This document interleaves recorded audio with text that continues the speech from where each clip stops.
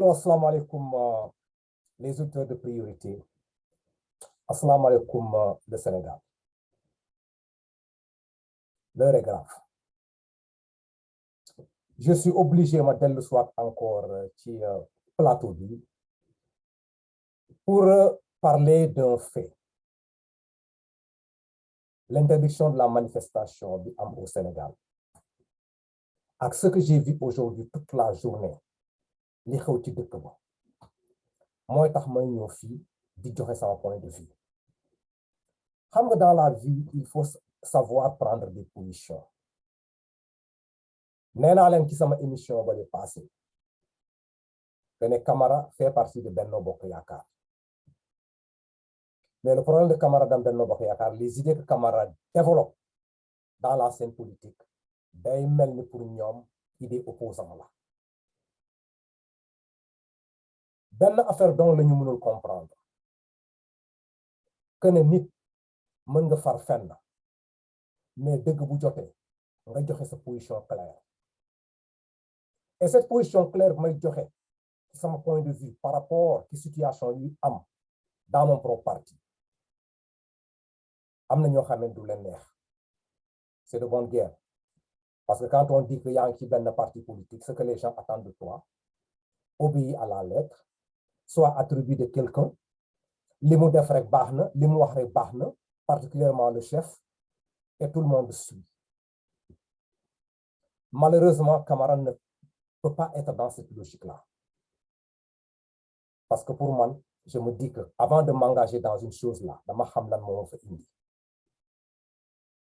Li ma indi ci Benno Bokk Yaakaar, c'était un homme qui s'était levé à un moment de sa vie. Mu ne dafa bëgg ñu dënk ko réew mi. Et il a tenu des promesses. Je ne me suis pas levé comme ça, ma ñëw dugg.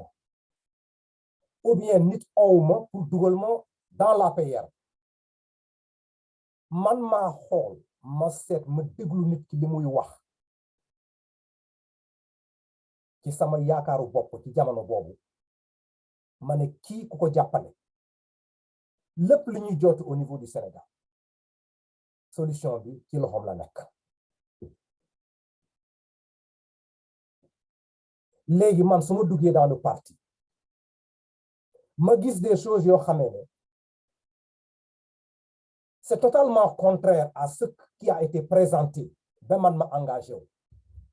Gars yi lan ngeen bëgg ma toog ni ma noppi. Non, loolu mënu ko, je ne peux pas le faire. Je vais toujours parler.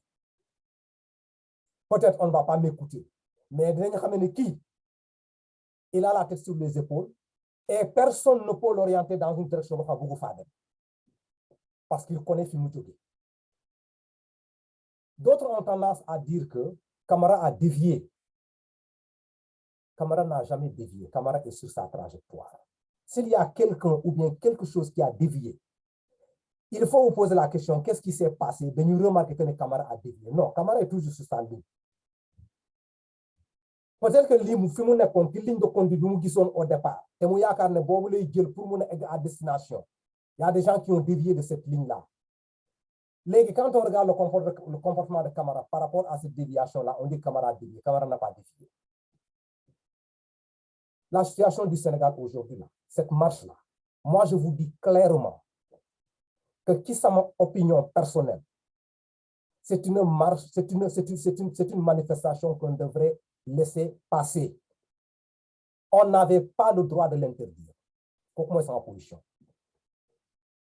Le gouvernement en place, là, le fait d'interdire cette manifestation, Camara dit que c'est pas normal. On devrait laisser le peuple s'exprimer. Nous, exprimer au niveau du Sénégal. Ce sont des Sénégalais comme tout le monde. Ce qui s'est passé au Sénégal là aujourd'hui, cette force de mobilisation là, pour comment dirais-je, empêcher cette manifestation là. Gars, Sénégalais, je vais poser une question. Est-ce que vous pensez que la même, comment dirais-je là, le même effort là, vous nous fournir pour empêcher Niti Dem pour des scènes sitting, de manifestation sitting, est-ce que vous ne pensez pas que énergie que nous dépensons aujourd'hui avec les forces de l'ordre là, avec tout ce truc-là, quoi, ce matériel-là, ce déploiement-là, pour empêcher ce sitting-là, est-ce que vous encadrez cette manifestation-là? D'où la question que je me pose là. Mais les gens ont peur de quoi? Du public que l'opposition va drainer pour montrer leur puissance? Ou bien c'est quoi? Maintenant, on a empêché ce sitting-là, mais d'une façon ou d'une autre, il y a une manifestation au niveau du Sénégal parce que depuis le matin, les enfants sont là en train de créer le désordre là au niveau du Sénégal, mieux d'accanter avec des policiers de gauche à droite. Et vous pensez que ça, c'est normal? Donc, il y a une manifestation. Est-ce que cette manifestation est au niveau du Sénégal? Après. Mais pour vous dire que dans le tout à un certain moment de la vie, il faut que nous au niveau de la paix là, nous devons recul. Nous devons exactement là, nous disons, est-ce que réellement ils sont dans ce qu'ils nous ont promis ou pas? Il faut me le discours du président de la République, là, Macky Sall, là, dans l'opposition, ce qu'il disait. Et ce que le président Macky Sall disait, beaucoup de face à face avec ce que Ousmane Sonko est en train de faire maintenant. Là. On a l'impression que Ousmane Sonko, c'est le truc là, c'est le duplicata de Macky Sall, quoi, mais à des époques différentes. À des époques différentes, oui. Non, like this. Parce que tout ce que Ousmane Sonko est en train de faire maintenant, d'ailleurs, Macky Sall l'a copié dans l'opposition. Mais pourquoi ce jeune-là devient un jeune dérangeant maintenant? Moi, si j'étais à la place de Macky, mais j'aurais vu que ce gosse-là, il a le même tempérament que moi, il a les mêmes idées que moi, il défend les mêmes causes que moi, parce que de mon fait, on l'a défendre. Ou bien on peut penser que vraiment, il a su que la direction là, pour ce jeune-là a prise là, c'est une direction bon xamé. Il faut conduire ce sort là parce que moi, il est au pouvoir, donc il sait que Ousmane Sonko sera un président de l'ordre parce qu'avec son comportement, d'abord quand même le comportement même à la coulée à une côte à destination. Notamment, on fait tout possible pour l'empêcher d'arriver à destination. Je ne sais pas, ce sont des questions que je pose. Mais on a fait une vidéo, une audio, nous déglou ce que le président est. Li mu doon wax balaa moo jël le pouvoir là, li mu yekkal wat dans son truc là quoi, son magistère là. Nous devons analyser la situation, décrypter pour savoir exactement est-ce que réellement Ousmane Sonko bu nek dans la scène politique. Ñun ñu nek Benno Bokk Yaakaar, on devrait lever un ton pour essayer de crier, de le diaboliser, de faire tout possible là, d'expliquer que li muy def ni du yoon. Nañu dem ñu écouter la vidéo là.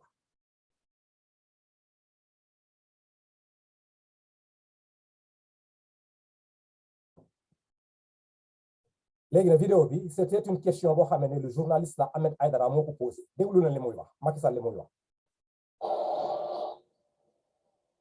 Du génocide du Sénégal. Que vous inspire ce que vous avez vécu aujourd'hui ici à la place publique? Eh bien, nous avons vécu plusieurs choses en même temps. D'abord, la résistance populaire face à l'inacceptable, face à la volonté de museler le peuple. Le peuple est sorti pour montrer que la souveraineté lui appartient. Et au moment où nous étions là, il y a eu des provocateurs qui ont jeté des cailloux pour permettre aux policiers de nous charger, alors que tous les leaders étaient sur cette place. Ils nous ont chargés, et c'était la provocation.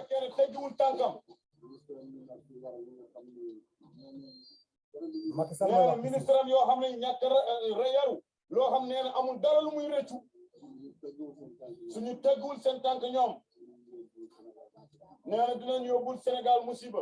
Que le ministre de l'Intérieur est mal placé aujourd'hui pour intervenir dans ce débat. D'abord, ce n'est pas le procureur de la République, ce n'est pas lui qui fait la loi, pas lui qui rend la justice. On l'attendait dans la sécurisation des personnes et des biens. Au moment où je vous parle, un de mes militants, Biram Faye, a été lâchement blessé par un colonel du GMI. Et ça, nous l'avons identifié.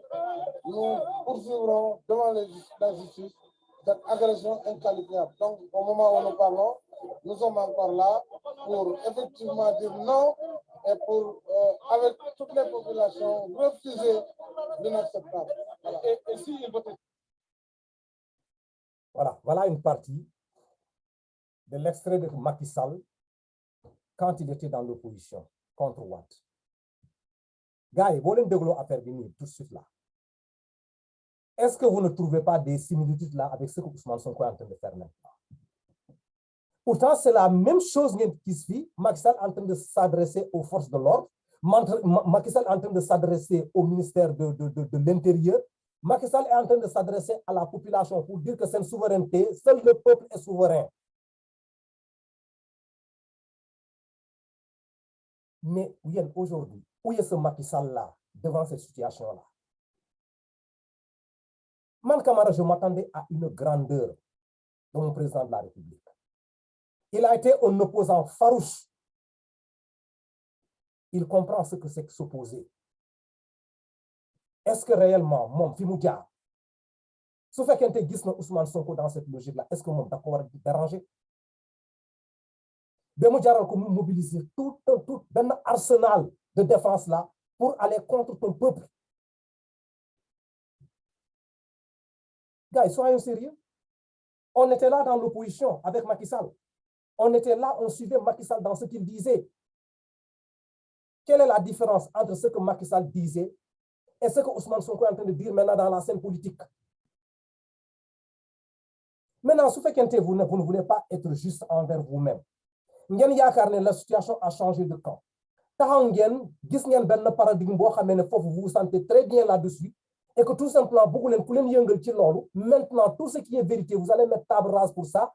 De commencer à dire que penser ça ne colle pas avec votre personnalité. Moi, Camara, ça me dérange. Je ne peux pas le faire.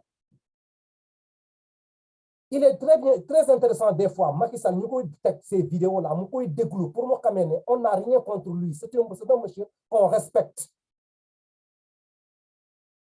Mais il y a certains comportements qui, au moins, dans son passé, un tout petit, une rétrospection, là, des fois. Pour dire c'est exactement,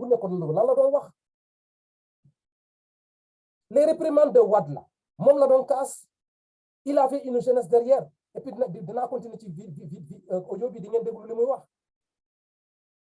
c'est aujourd'hui ce Macky Sall là qui va aller voir une population là qui veut aller faire un sit-in là pour exprimer son qui, et il est prêt pour enlever, comment dirais-je là, un arsenal d'armée là pour essayer de contrecarrer cette manifestation là. Mais gars, et vous voulez qu'on reste comme ça et on regarde. Et celui qui parle, vous pensez que la personne est dans l'opposition ou bien la personne est... Non. C'est parce que dans la vie, il faut avoir une constante dans ta logique. Quand on dit que vous ne Dieu a créé l'homme à son image là. Quand les gens n'ont pas compris, l'unicité de Dieu là, il y a des affaires mon côté. Lingay wax, lingay jëf, ak lingay xalaat, ñetti affaire war na mengo.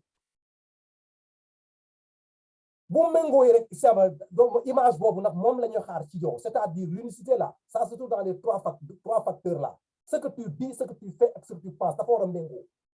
C'est fini, il n'y a plus d'unicité. Et au Sénégal, je crois que dans la scène politique, les gens peuvent penser quelque chose, l'igné ou accent penser, c'est différent. Ou bien, c'est différent. Mais aujourd'hui,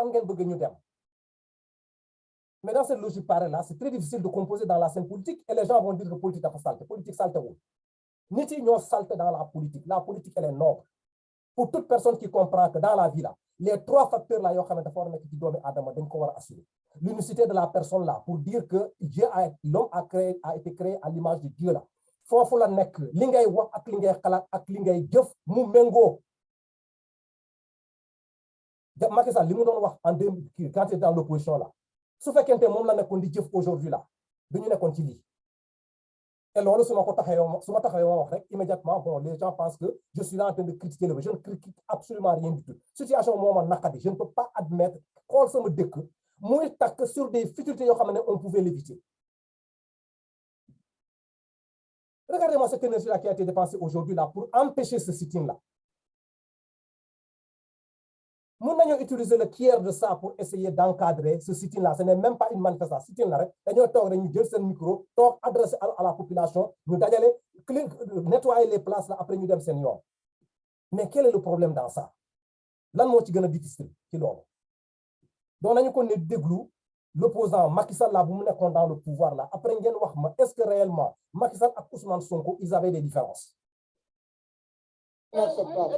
Et si il vote, mais s'il vote la loi, nous continuerons à exiger son retrait et le départ du président. ñun de yéene la ñu am pour servir suñu réew waaye na leen bir ne bés bu ñu yàlla tegee ci bopp réew mi man de ñàkkuma ay conseillers yu baax ñàkkuma ay mag yu xam état xam Sénégal xam bëgg-bëgg askan wi te dara taxu leen jóg lu dul servir seen askan ak seen réew.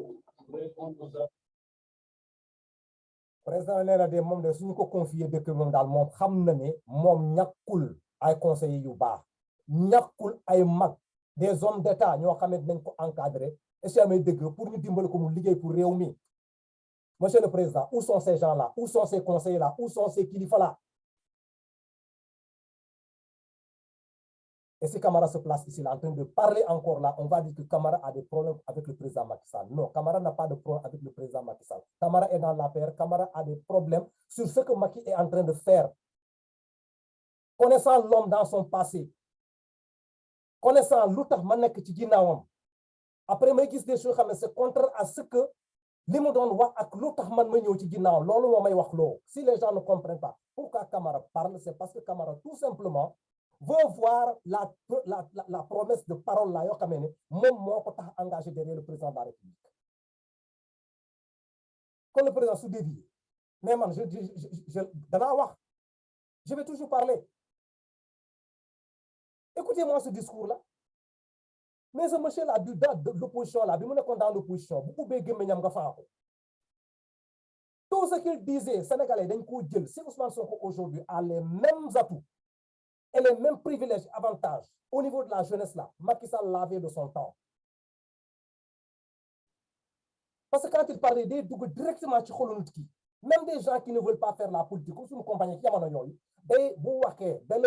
tu sais que ce monsieur-là, il y a quelque chose qui sort de lui là, comme qui c'est la personne qui va amener le pays à destination.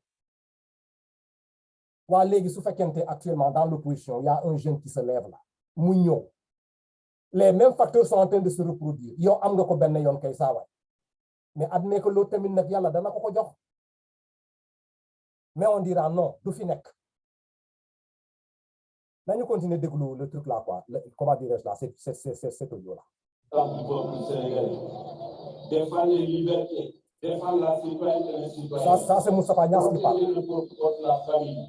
Ramener les valeurs et les vertus qui font la force d'un peuple. Parce qu'un peuple entre à décadence dès lors qu'il commence à tourner le dos aux valeurs qui devraient faire sa propre grandeur. Échoué. Il a échoué, président Macky. Depuis quelque temps, les signes annonciateurs d'une violence étaient perceptibles et l'État n'a rien fait. waaw ñun ñëw nga toog ne rek ci biir climatiseur rek nga ne yor naa décret dama koy fol. nee na ba pare ñu naan ñoom ñi nañu rey benn nit pour ñu tiit.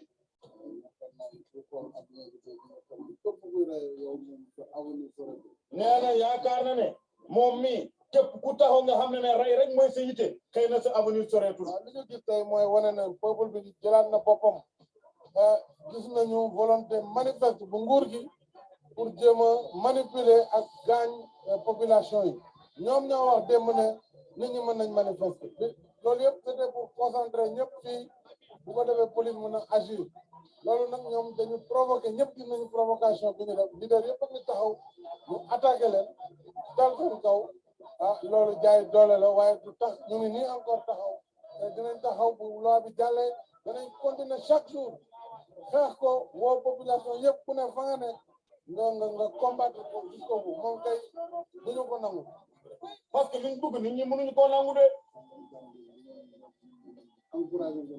nee na Sangalkam li ngeen di def ñu ngi leen di encouragé ngeen continuer di ko def. Nous voulons un Sénégal nouveau, une république nouvelle, une république qui se drapeau à la hauteur. Le frère de Jean Maroun a fait parler une république refondée, basée sur les principes et sur les valeurs positives de notre société. J'ai rencontré une jeunesse très consciente, une jeunesse engagée. patriotique, une jeunesse citoyenne qui m'a réaffirmé les principes pour lesquels le mouvement Y en a marre a été créé ici dans cette maison au mois de janvier 2011. Cet esprit Y en a marre qui peut heurter certains, en réalité est un esprit extrêmement positif pour l'approfondissement de la démocratie et le développement de la citoyenneté dans notre pays. Ah là là, gars. Voilà maintenant Macky Sall qui appréciait la jeunesse dans son temps et qui lui-même dit qu'il pensait que mon fekkente nit yi dañoo yaakaar ne Y en a marre c'est quelque chose de négatif, mais moom il voit en ces jeunes-là quelque chose de positif.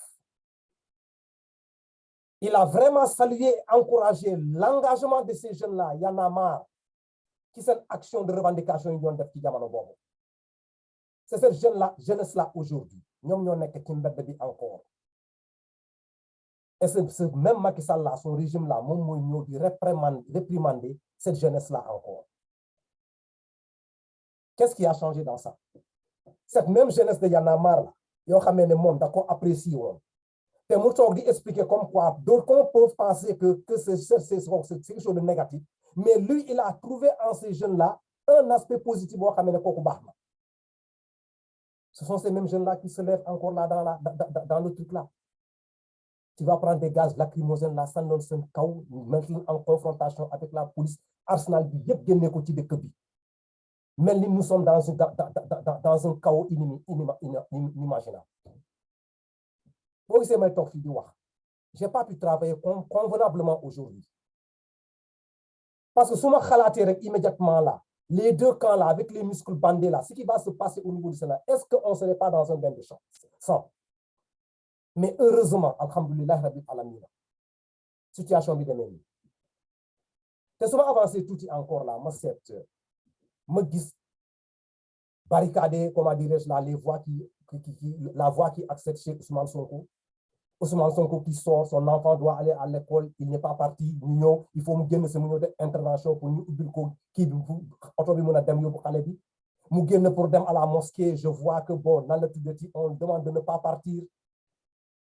Foofu, je vous dis la vérité, au début dama toogoon ma amoon des problèmes par rapport à ça, parce que je me dis que ça là, on ne peut pas entraver la liberté d'une personne à ce point.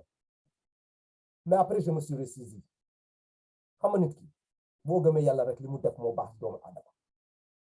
Et effectivement, ils ont protégé Ousmane Sonko par le biais de Dieu sans autant ñu xam ko. Foofu la sama analyse yóbbu. Parce que bi ma analyser affaire bi xaw ma lan la may niroon, finalement je me suis rendu compte que lii ndogalu yàlla la. Yàlla moo indi ci seen xol dem leen ci buntoom ngeen tëj, parce que Ousmane Sane amaana sax mu génnoon dem ci manifestation dara fekk ko.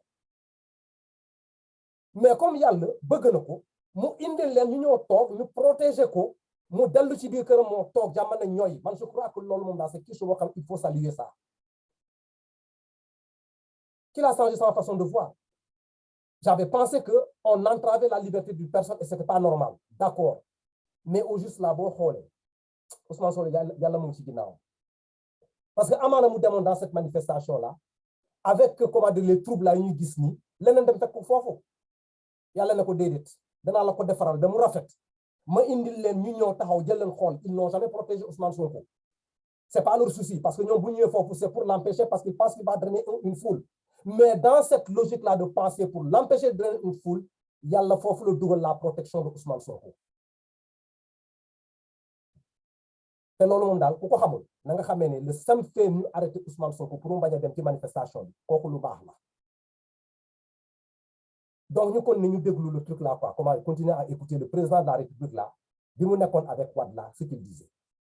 Fadel Barro et ses amis ont montré leur choix irrévocable de poursuivre le combat qui a été entamé depuis plusieurs mois à travers ce second tour de l'élection présidentielle. Ils ont dans ce cadre décidé, à travers l'opération Dogali, de poser le dernier jalon et donc de soutenir ma candidature pour une victoire du camp du peuple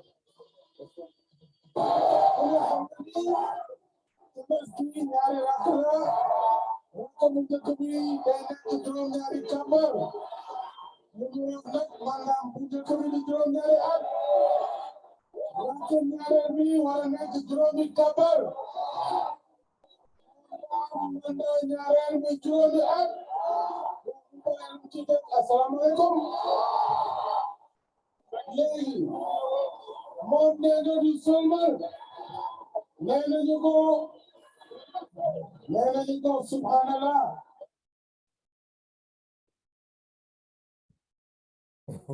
Non, mais je ne peux pas comprendre quoi. Ça, je ne peux pas du tout comprendre quoi. Waaw. Man mënuma comprendre ce fait là quoi. Je ne peux pas du tout comprendre. Léegi nag dafa doon wax ci affaire Abdoulaye Wade qui troisième mandat bëggoon demander bëggoon forcer au niveau du Sénégal quoi.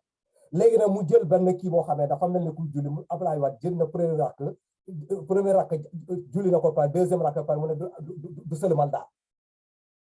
Loolu la doon expliquer à la population concernant le troisième mandat. Déglu leen bëggoon na.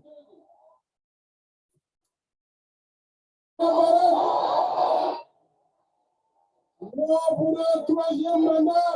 Non pour le troisième mandat. Vous me donnez. Voilà. Président, xoolaatal sa bopp. Xoolaatal situation bi. Troisième mandat. Nga bañ a dégg ñi nga xam ne ku dugg ci kàmb ñoo la ci dugal te bu tàngee ñooy njëkk a daw.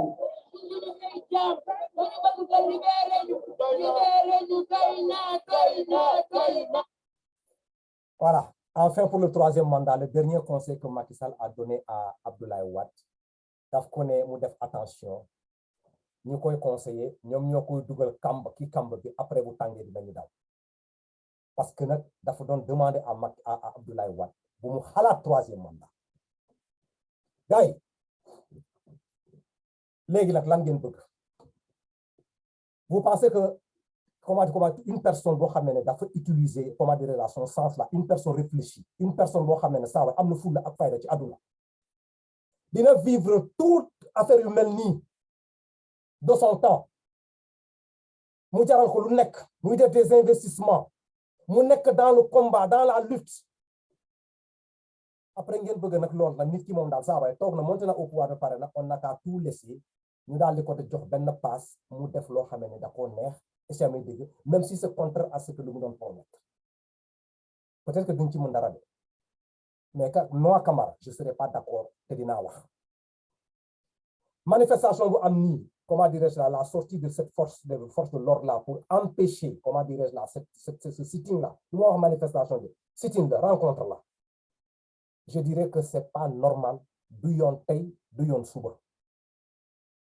On devrait laisser les gens là aller purement et simplement pour wax li ñuy wax ba pare ñu bañ a déployer cette énergie là bu ñu déployer avec nos forces de l'ordre là suñu jàmbaar yi nekk ci biti du matin au soir devant des enfants ñu leen di xool ñu leen di dawloo fii ñu sànni ay gaz lacrymogène sur le peuple même en question et c'est lui-même qui a dit que seul le peuple est souverain. En un certain moment de la vie, moi je dirais au président de la République là yenn ay jaru ko na delloo si xelam quoi est-ce que amee dégg mu xamee ne moom li mu war a def ba pare def na ko et il y avait un moment de sa vie là il avait régné donc su fekkente am na keneen benn étoile boo xam ne mu ngi wug a tàkk nga ne danga koy fay problème rek la lay indi quand Abdoulaye Wade avait essayé là pour fay la il non seulement il n'a pas réussi il a trouvé le peuple devant lui.